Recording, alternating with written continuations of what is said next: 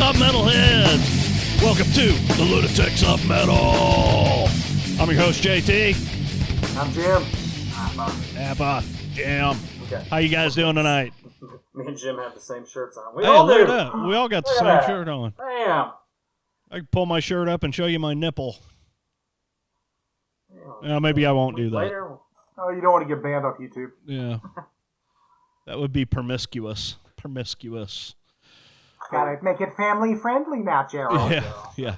I'll show kids. Well, so we may get flagged for this one anyway, because every time you try and look up something about this band, I always get a 1-800 number that says call for help. Tonight, we're talking about Suicidal Tendencies. The great Suicidal Tendencies. And more specifically, we are talking about the album How Will I Laugh Tomorrow When I Can't Even Smile Today. Such a Mike Muir statement. Yeah. Suicidal Tendencies. Of the band, of course. This is kind of a weird one for us to be doing because, I don't know, Suicidal is one of those bands, can you really look at them as thrash? I say yes. Their later You stuff, say yes, like okay. This album, I think this album is pretty trashy. Absolutely. I agree with you. Suicidal Tendencies is an American crossover thrash band formed in 1980 in Venice, California by vocalist Mike Muir. The band has undergone various lineup changes with Muir as the only remaining original member. Thank God they still have an original member because some of the people we talk about do not. It's very strange. Their current lineup includes Muir, guitarist Dean Pleasance, and Ben Weinman, bassist Ty Trujillo. And if that name sounds familiar, he is the son of Robert Trujillo of Metallica fame, also Infectious Groove fame, Suicidal Tendencies fame. We all know who Robert is. Great bass player. Ozzy. Black Label. Yep. He's played with a couple people. Couple people you may have heard of, and drummer Jay Weinberg. Yes. Yes. Former Slipknot and son of the Boss's drummer. Mitch Weinberg. Mitch Weinberg. From Conan O'Brien. Oh, check you out. Man, the information you guys have. Max Weinberg. So, notable musicians who have contributed to the band's studio or live activities include, there's a list of about 5,000 people here. Yeah, let's just go for the How I Laugh lineup. Yeah, it's crazy. There's been a lot of people in this band, in and out throughout the years. Along with DRI, Corrosion of Conformity, and Stormtroopers of Death, Suicidal Tendencies is often credited as one of the fathers of crossover thrash. Say it again. Founding fathers of crossover thrash. DRI might have something to say about that. Yeah, they might have. Came up at the same time. I'm sure that somebody will get their feelings hurt there. Yeah. ST is my favorite crossover band, though. Out of that list, no. I'd have to go with Stormtroopers of Death myself. But well, it's just got the one out there, or two albums, I guess. Right. Oh, yeah. With the second one being years later. Yeah, that's why I don't really... Yeah, how long was it between those two albums? Jesus Christ. Like 10, 11 years, I think. Yeah. I think 80, it was... 85 and 98 or 9? Yeah. 6. But whatever. Yeah. I seen them on that tour on the Bigger Than the Devil. Yeah. I never got to see them. Saw them at Milwaukee Metal Fest. And then, unfortunately, I never will. They had a T-shirt as their backdrop. Bad blood. I remember that. I forgot. A T-shirt. Billy Milano pointed to it and goes, "How you like that for our backdrop? $6.95 or whatever he said." And everyone was pissed because they were spending $20-$25 at the time for the shirts, and they were all like, "Arr." Yeah. Oh, yeah. Speaking of that, Went and saw Ginger a couple weeks ago, and man, fucking t-shirts are fucking stupid. I don't even know why the fuck I buy them anymore. It is just absolutely it's the way to support the band, though. I mean, yeah, but the problem is buying them at the venue is you're supporting the venue also. Sure. If you just want to support most of the the band, money I then don't you'll think buy it goes off back the to the website. band. Well, usually the venue gets like a third or a quarter, and then the band basically gets a third or a quarter, and also there's like so many people taking, you got to pay for the cost of the shirt too. So by the time you get to the end of it, who's paying the bill? We are. Right. Yeah. I remember the first time I saw a $40 shirt at a show, I was like, I will never pay that for a shirt. Yeah. It's like pretty normal. And that was at a Slayer show. Now it's normal. I did buy a Ginger shirt, and it was $45. Yeah. Mm-hmm. My first concert shirt I'm in silly 1988 like was $18.75 for And Justice for All. Yeah, Metallica. I remember that. And at that point, they broke the record for T-shirt sales at an actual, the aggregate amount that everyone spent. They broke the record at that point. Yeah, I got the baseball jersey with the I don't know, the dude on the front and the swirl. I don't even remember what the hell it was. I don't have it anymore. Yeah, it was from that Injustice but tour. that's kind of thing. I think. Yeah, it was concert shirt. Yeah, I bought it at that show. And I think you're right. It was like $18 something like that. So I seen AC/DC on the Razor's Edge tour in 1990. I bought 3 shirts, and one was the baseball one, like the quarter length or whatever. Yeah. I don't remember what they cost back then, but I remember my lawn mowing money. I was prepared. Like I was ready to. I brought it for that reason. Yeah, most of the time shirts were like. And that was a shitload back then. You should have used the AC/DC money at that show. Yeah. It fell from the ceiling. I got it after the fact. That was back on Money Talks, for those of you who don't remember. Money Talk. I gave you one of those, didn't I? I got it buried somewhere. Yeah, I thought I gave you. You came back with like a handful of them. Yeah, I gave a couple of mine. Yeah. But anyway, Suicidal Tendencies. Let's see. They have released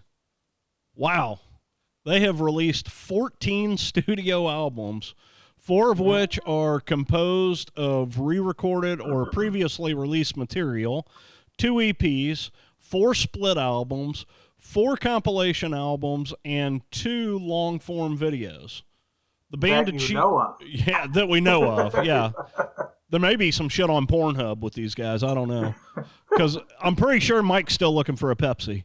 The band achieved its first success with their 1983 self-titled debut album.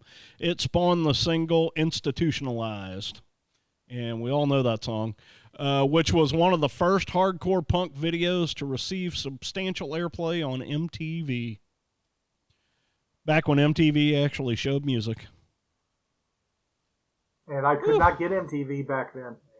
Yeah, I had it. So I don't remember. I don't remember that being so big at the time because I wasn't a customer. Yeah, I live in the country. I never had cable or nothing. I was just far enough outside the city where they didn't come to our house. It was not until way later. Yeah, it was the early '80s whenever I got cable, and I remember it was like right after MTV started.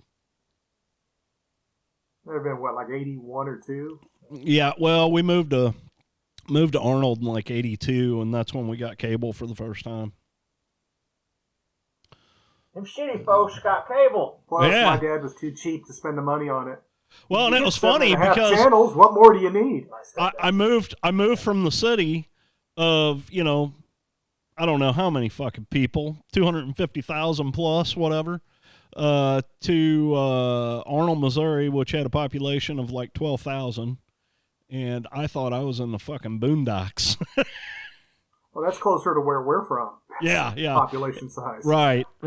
Now Arnold's fucking massive, but I don't know what their population is now, but it's probably 30,000, 40,000. Arnold Jackson. But anyway, yeah, that was back in the day. That's where I learned all about heavy metal music. Yeah, it seems like small towns are always hotbeds for metal. Can't knock Arnold, Missouri. But I mean, you could. 14 albums, man. I didn't really realize they had put out that much. Well, like you said, some were re-records too. So. Right. Suicidal was one of those bands. I didn't buy a lot of their stuff, but I heard a lot of it from other people. I had friends that were really big into the punk scene, so Suicidal kind of bridged that gap, you know. So COC kind of did the same thing as well at around the same time, but they were on the other coast. Yeah.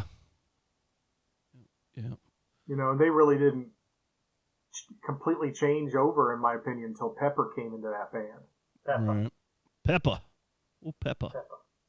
Mm-hmm. That's your pepper. You like it a pepper, huh? Yeah. You like it a pepper. You like it a pepper? You like it a pepper. Hell yeah.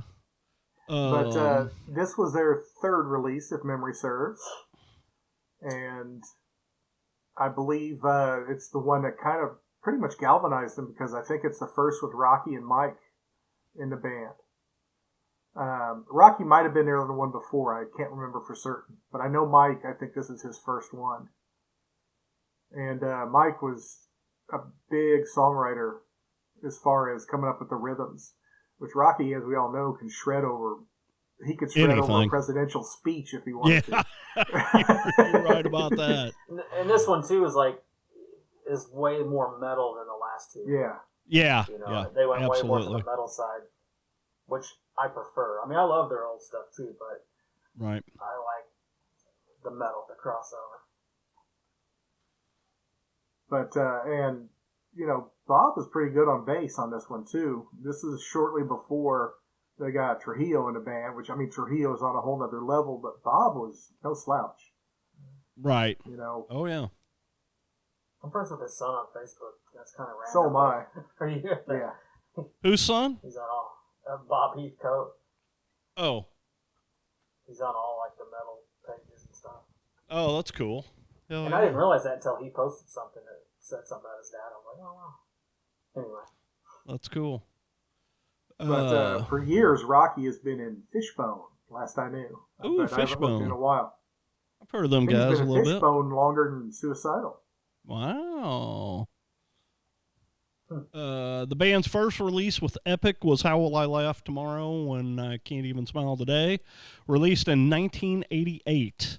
The album was mostly stripped of the band's punk and hardcore roots, instead featuring a thrash-oriented sound with more complex song structures and a greater emphasis on instrumental skill than the band had ever shown previously. That's completely true. Yeah, that's a really good statement about this album. Singles and music videos were released for Trip at the Brain and the title track, which were successful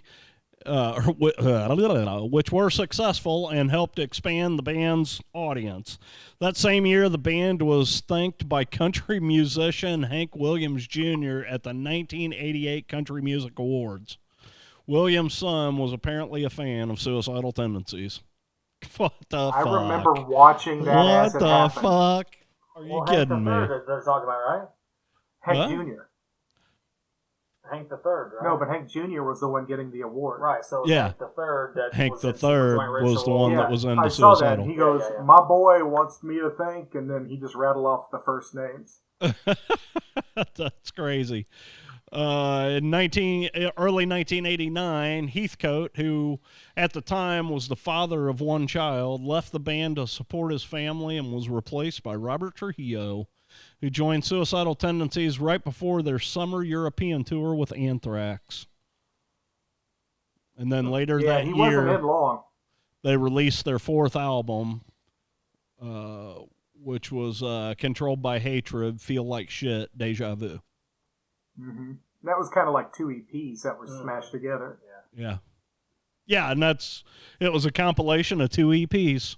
Wow, it's like you're reading the same shit I am. What the fuck? I'm not even reading. I'm going off memory. Papa. So I have to read because I can't remember all this shit because I'm old. But yeah, they ended up getting some really good commercial success on later records for Art of Rebellion and Lights Camera, which Lights, I believe, was the next major release after this. And then the Art of Rebellion, I believe, went platinum. Yeah, that was like 92 or 3. Yeah, because that one blew up all over MTV. You could see that in daytime, which was kind of weird for the time. I love that album. It's a great one. Lights Camera is probably the most loved by most of your metalheads. That's my favorite. Yeah, that's the one I remember the most. Yeah, that's the first one I heard from him. Again. Send Me Your Money's on that one, right? Which at the time the big thing was about the hypocritical preachers wanting money on television, television and stuff. So it's totally hysterical in a total Mike Muir fashion. Yeah. Oh yeah. You Can't Bring Me Down. That's what I first remember with the whole, Charles Manson eat Fruit Loops on your front porch and all the whole spiel. That always stuck in my head. That was the first thing I remember. I don't know if it's the first Suicidal song I heard, but it's the first that I remember for sure. Again, from him. Yeah. Oh yeah. Which my older brother was a huge Suicidal fan, so that's how I got a chance to get a jump on this. Mm-hmm. But first time I ever saw them was Possessed Escape video off the Headbangers Ball from the recording that a friend of mine gave me. Since I didn't have the cable, I had to have friends record it for me, which didn't always happen, but when it did, I was grateful. Was that the one where they were all at a skate park? No, they were at a house. Okay. They drained the pool. Yeah. Okay, that's what I was thinking of. I thought they were at a skate park. Yeah, I kind of remember some of that. At one point, they even skate out of the second-story window off of a bunch of stuff they built up and down into the pool, which was drained. Yeah. It's like totally not safe at all, but it was awesome to watch. Yeah. And the guy did it, so. Hell yeah. I've seen it. It's been a long time. And then Trip at the Brain was probably the next thing that I was on my radar for these guys, and from there it's just off to the races. Right.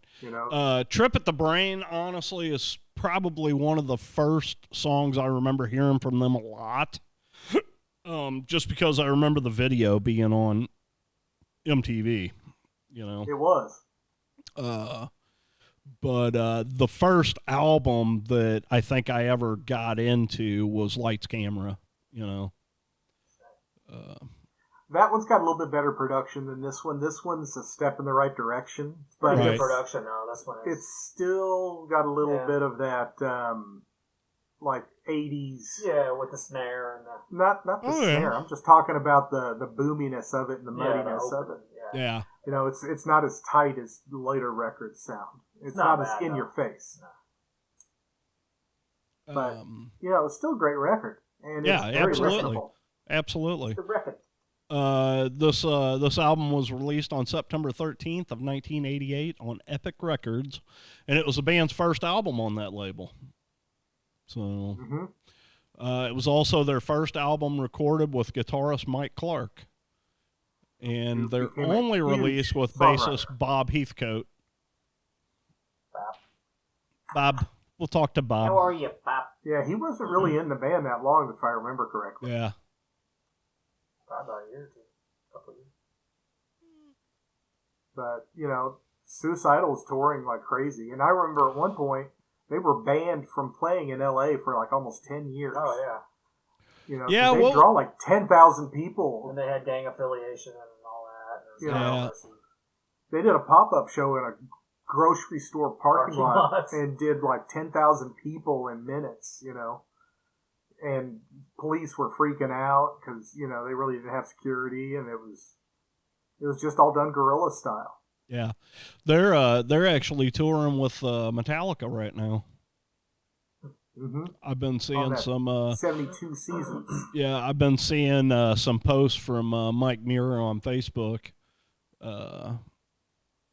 And he's been talking about, a lot of the, places they've been and how cool it is hanging with those guys after all these years. And now, I didn't get a chance to go see it, but they did come through with Metallica back in the day on the Black Album.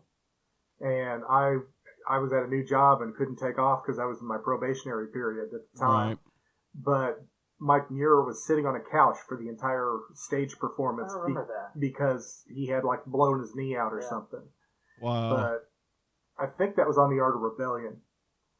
But it was Metallica, Danzig, and Suicidal. Yeah, I didn't know that. Nice. I remember Nice. At Riverport for us. that. And him. Yeah. Mm-hmm. Yeah. Yep. Good old Riverport. Riverport. I still call it Riverport. I know. It's Everyone around okay. here above the age of 35 does. Yeah. You know, it's changed names so many damn times. I don't even know what it is really called. It's called Hollywood Casino Amphitheater now. Riverport. Well, it was that for a while, then it was a UMB Bank Pavilion, then it became the Hollywood Casino again, then it was the Live Nation something, and it went back to Hollywood. It's like, It's Riverport. yeah. Riverport. Yeah. Have you guys been inside the new place that's next door to it? Have you seen any I was shows supposed there? to see Faith No More there twice, and they canceled. Oh shit! Twice. Yeah, that So, Ginger yeah, show I just went to. It was in that new building. Pretty cool place. The seating looked like sucks in pictures it. of Really? The seating's horrible, dude. It's stadium style seating, but like there's no room. Like, and the seats don't flip. So like, if anybody walks in front of you, you almost got to climb up in your seat to get out of their way because there's not enough room for people to walk past you. Yeah, it kind of sucks, but it was a cool place to see a show, though. So What's the capacity, you think? I don't know. It's not as big as the seating area at the amphitheater, but I'd say it's probably 2/3. You know? Okay. So that's about 15,000, maybe? Maybe. Because Riverport typically sells out around 25 or 30. Yeah, and then they've got the lawn section. Well, that's included. Oh, that's with the lawn section. Yeah, I don't even know what that place is called. Like St. Louis Music Park is what it is, I think. Okay. I'm going to see Blood Incantation Monday at the Delmar Hall. Oh, nice. Dude, I love that place, man. Yeah, it's a cool venue. Shot too heavy. Yeah, very cool place. Yeah, St. Louis Music Park is what that's called. Okay. I don't know what I don't see any kind of capacity. Oh, 4,500. 4,500 that's a lot seats. smaller. Yeah, it's a lot smaller. Seats, but there's the lawn, too. Yeah, that's including 4,500 seats. There is no lawn at this place. Oh, okay. Yeah. It's seating only. What's cool about it is like the roof is completely covered, but the sides are completely open, and the concession stands are along the sides. So like even if you go to the concession stand, you can still see the stage and watch the show. That's cool. Yeah, it's pretty cool the way they set it up. Yeah, I'd never been there. I was supposed to see Faith No More it's there neat. twice. I mean, I liked it. We had a good time, but we were only there for an hour and a half or so. We stayed and watched Ginger and then left. But I usually go to the smaller shows. But yeah, sometimes. yeah. Delmar Hall though, man, I love that place. They purposely built that the way they did to compete with the Pops and the Creepy Crawls and all that. Right. Trying to Red take Flag. their business. The new Red Flag is good. Yeah. I like it. And nobody's been there? I have not. I have not been to like the it. new Red Flag. Yeah, I like it a lot. Yeah, I've seen pictures of it and it looks really cool, but I haven't been there. And I then haven't been to anyway. the factory either. Robert Yeah. said he was going to be opening Food Bar back up, too. Yeah. But anyway, back to Suicidal Tendencies. Well, real quick, the factory. I saw King Diamond there last summer. That place is killer. I heard it was. I've never been Yeah, there. it's set up like the pageant, Cool. and it's probably about the same size. I mean, it's Pageant huge. holds about 1,800. With Yeah, about I don't. Yeah, yeah. This place, I don't know. I don't know what it holds, but it's pretty good size. It's pretty good size. I wonder what the But anyway, American Theater used to hold. Yeah, I don't know. But anyway, we're talking about stuff that only St. Louis people know about. I know. But, Back to which LA. is all right. If you ever come to St. Louis, you'll know. That way you'll know. Well, you just Because got I heard them the major dumbasses venues. talking about it. This album recorded April 1988, released September 13th. Bum, bum, ba-dum, bum. Consists and they hit the road running.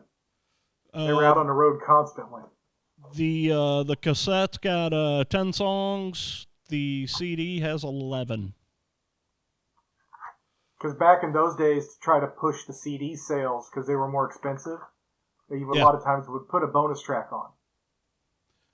Well, they had more room on them, too. That's true. I mean, you could have done that with a cassette, but it would have degraded the quality a little. Right. Now, on vinyl, you couldn't. Vinyl, you really would have had to put a second record in. Right. Record. This album peaked at position 111 on the Billboard 200.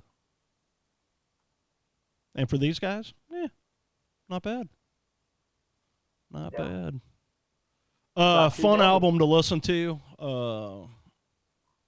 There's a lot of good little tidbits in this album. I enjoy it. What would you rate this one for yourself? I would probably go a 7 on this. I really like the feel of this album, the way it rolls, and you get Trip at the Brain right off the bat, But I'd probably go 7 on it. Start to finish. Yeah. Do what? It flows well from start to finish. Yeah, absolutely. Absolutely. What would be your 3 favorite songs on it? Trip at the Brain. Surf and Slam, I like it. Man,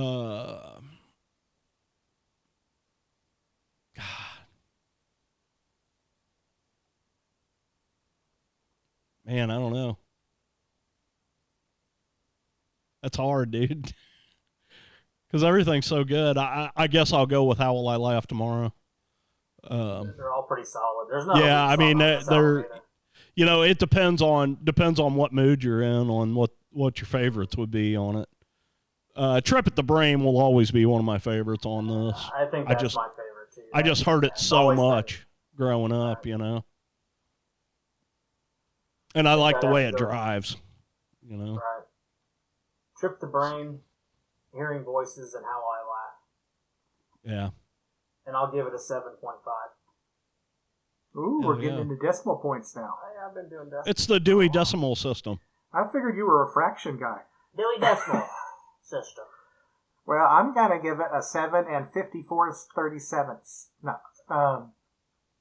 I'm going to give it an 8.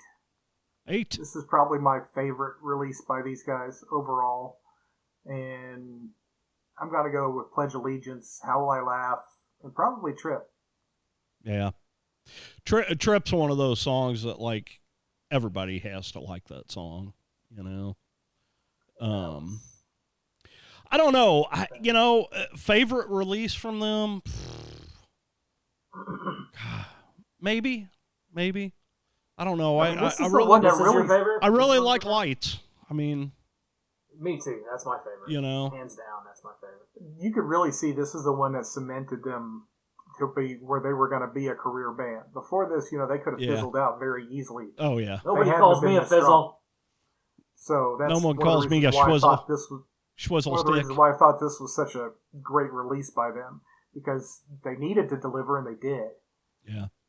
Yeah, definitely there's a jump from Join the Army to this one. Yeah. And not even stylistically, it's just the quality of the everything. song. And then you can see where they were going with Lights Camera. Right. I really love Art of Rebellion, as different as that one is, and that one gets a lot of hate, but I love that one. It didn't in its time, though. No, that happened later. Yeah, but now it gets shit on, but it's because it's so different, and it is. But I love it. But the first 2 are classics too, so I don't. Yeah, absolutely. Lights, and looking through all these, looking through these albums, I'll be honest with you, I don't know some of this new stuff. I don't know that I've even heard it. I've got the newest I one. probably have. I have seen Suicidal a couple times, and it's been here recently. Same. Likewise. The last time I saw him was here recently. So I probably have heard some stuff off these albums, but these albums aren't really in my playlist, you know. I've got some, Lights, Camera in there, and some How Will I Laugh in there. But yeah, this newer stuff, I don't know that I know any of it. I know the newest one. I got a copy of CDR of that one. The Still Psycho Punk. Yeah, I get. No, it's called like World Gone Mad or World Gone Mad. Yeah, that come out in 2016. Or yeah, that's the one I have. Is there one after that? Oh, okay. So yeah, there's one after it. It's called Still Psycho Punk After All These Years. Okay. Well, the World Gone Mad, that one's pretty good, but that's it. From Art of Rebellion to that, that's the only one I've heard. Right. I have seen that cover. Stuff. Our friend Greg Jude has all their shit, and I've heard it over at his house throughout the years, but Right. Not enough to remember, you know what I mean? Yeah. Yep. And by then it was just Mike Muir and a bunch of dudes, just like it Right. is now. Right. But, yeah, it's always been Mike Muir. It's the Mike Muir show. Yeah. He's the Dave Mustaine of that band. Right. Absolutely. don't insult him like that. He's not an asshole. I wouldn't consider that an insult. The last time I saw them was when they opened up. Wasn't it them, Exodus and Slayer, or was that?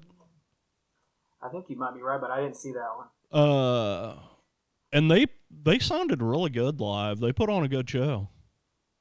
I seen them a handful of years ago with Harry at Pops. Me and Harry went to see him. Yeah. 5, 6, 7 years I saw ago. that show too. Yeah, I don't remember one.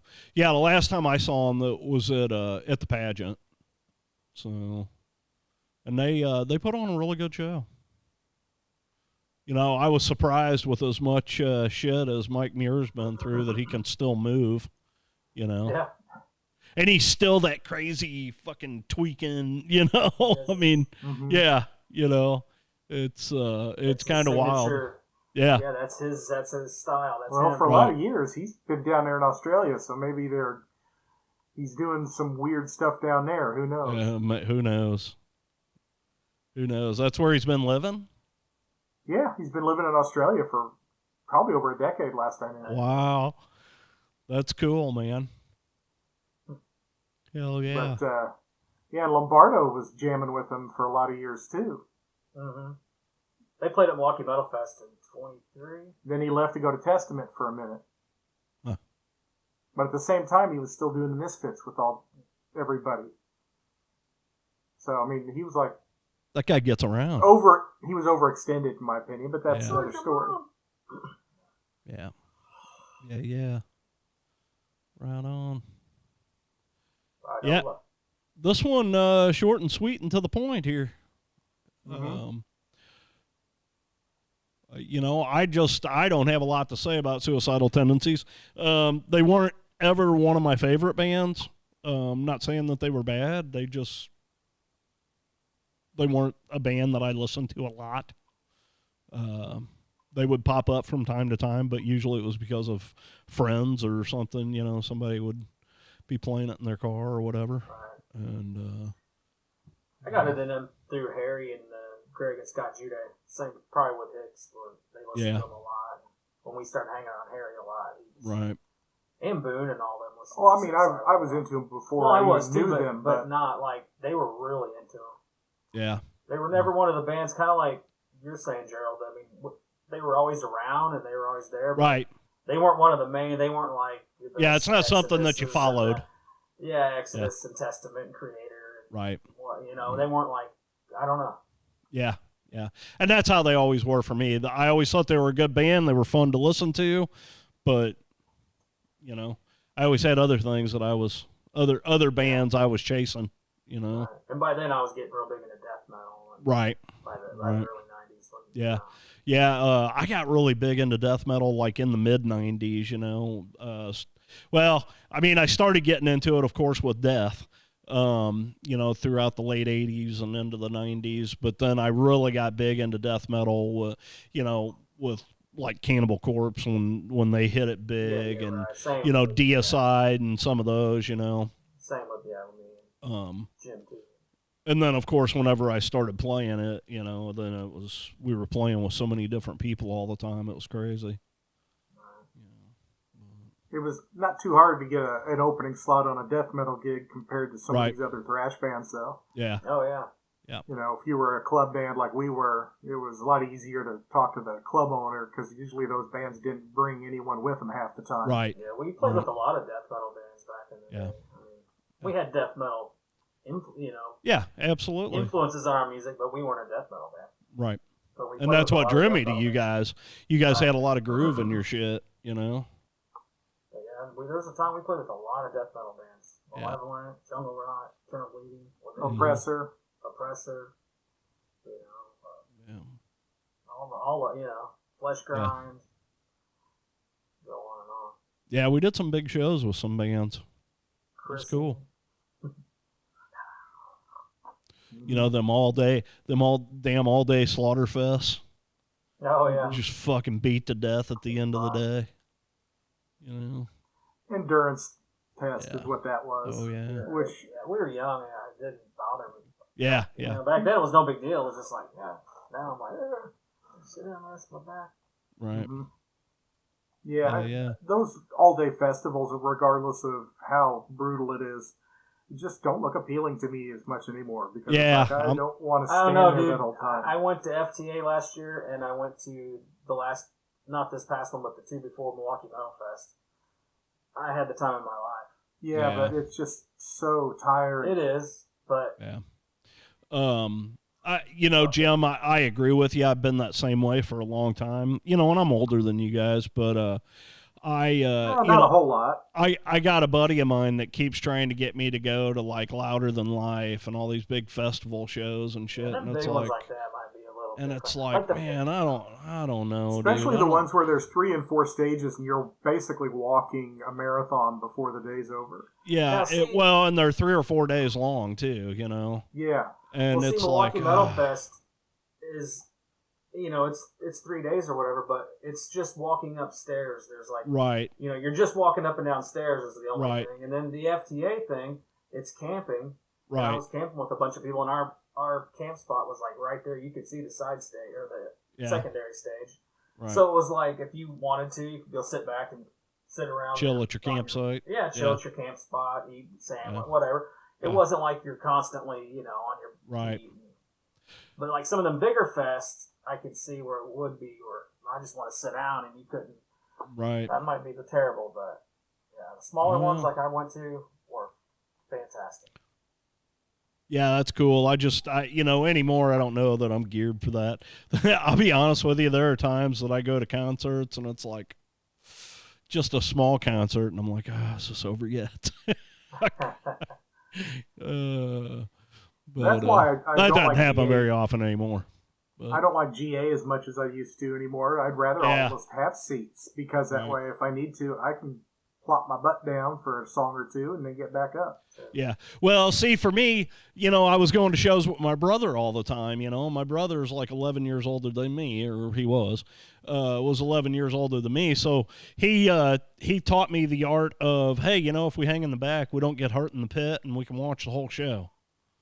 All right, Mhm. let's do that, you know, and you know, it just kind of, that's how I like to watch shows now. I like to just hang in the back, and So, now yeah, I don't get up in the occasionally, pit. you know, I may be old, but I'm still stupid. Occasionally, I'll run through the pit at a Slayer show and try not to get hurt, but I don't, you know. You can't do that last on time- some of those pits when they just erupt and all of a sudden you're in Yeah. a sea of like 1,000 people. Oh yeah. Well, it was funny. The last time I saw Slayer at the pageant, it wasn't the last time I saw him, but it was the last time I saw him at the pageant. I actually made it all the way up to the front during their set, and And I'm like, okay, what the fuck? I'm too old to be up here. so I just, surfed my way back out, My thing with that is just my back. I have to sit down after a while and rest Yeah, my back. yeah. I got many back issues and shit. Oh, yeah. I get it, man. I get it. But, like, back in the day, like, Jim remembers, like, 367 and Mississippi Nights. We'd go to concerts just to mosh. Just right. To dive and mosh. Absolutely. Yeah. Now Absolutely. I'm like... And I'd be sore as heck the next day, and then I'd be over it. Yeah. Yeah. But, now it's like... I'm out for a week. Now it's 3 days later, and you're Yeah. like, God, what the fuck did I do to myself? Yeah, I got in a pit about 6 years ago at Cannibal Corpse for, like, a half a song, and just went off, and then my whole body was sore for, like, 3 days. Oh, yeah. Yeah. Yeah. Yeah, I remember one time at 367, I'm catching Joe Yates all by myself. A friend of ours who weighed like about 240 at the time, and I was 18 or 19 when I did this. And I was like, ugh. And he was just like, all right, brother. He was half drunk. He didn't care. Nice. That's it. We're changing this show to fucking old dudes talking about moshing. Hey, we paid our dues back in the day. I remember seeing some gnarly stuff in those pits. I remember Testament stopping a show when somebody got their windpipe completely closed off by an elbow. Yeah. And somebody couldn't breathe, and they had to call an ambulance in there. Oh, yeah. Do a tracheotomy right there to pull them out. I remember a lot of times, I was the first one to stage dive. Because I was always the smallest one in our group. And Harry or somebody would be like, they put their hands, like, cup them, throw me up, and then it would just be on. I weighed about 130 pounds back then. That's been a minute. 30-some years ago.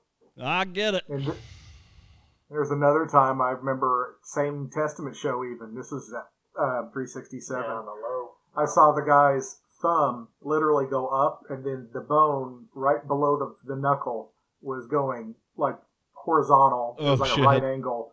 And then it went back up again as another right angle. Oh, and God he's damn. over. I saw him up at the bar later, and he had like an ice pack on it. I was like, dude, you're going to need more than that. Yeah.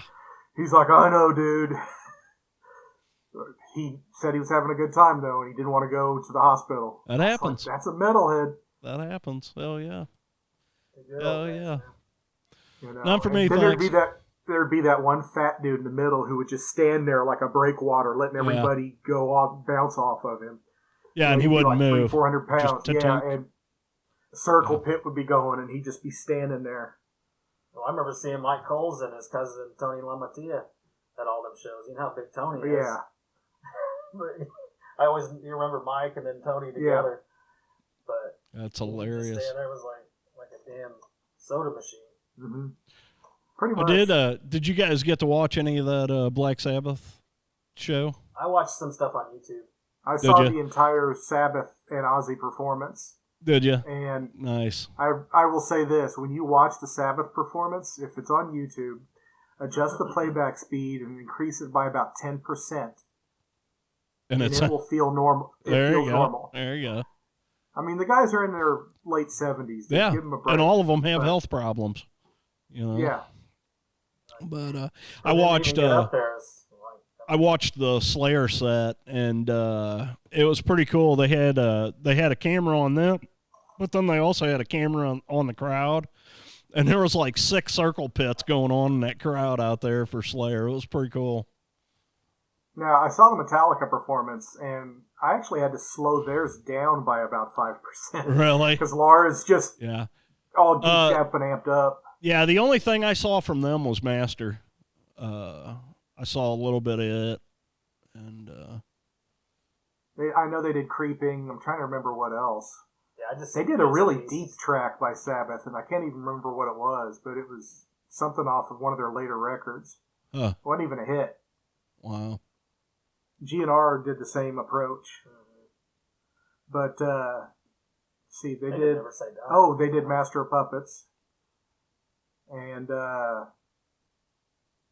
what else did they do? Did Battery. Wow. Oh, if nice. I remember correctly. Nice. So, they leaned heavy into the classic stuff. Yeah. I thought it was really weird. Jake E. Lee showed up there, and he ended up playing with Hailstorm. He can still shred. How about Nuno?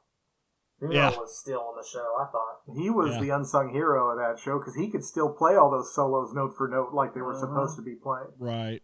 Nuno rules. And he was up there for like 12 songs overall. Damn. Hey, Nuno Betancourt rules and the band Extreme Rules. I just want to tell Steve Bouchard if he ever watches this. Extreme Rules. Anyway, that's an inside thing. Love you, Steve. Hell yeah, buddy. Metal! We should get him on here one of these days. Absolutely, dude. He'd love it. He'd love it. He could tell stories. He's probably been more shows. Oh, guaranteed. We'll do a special segment, Stories with Steve. Yeah.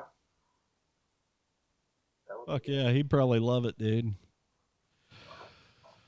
Right on. All right. Well, hey, I think that's our show for Suicidal tonight. Next episode will be Testament. Oh, that's right. We got the one more.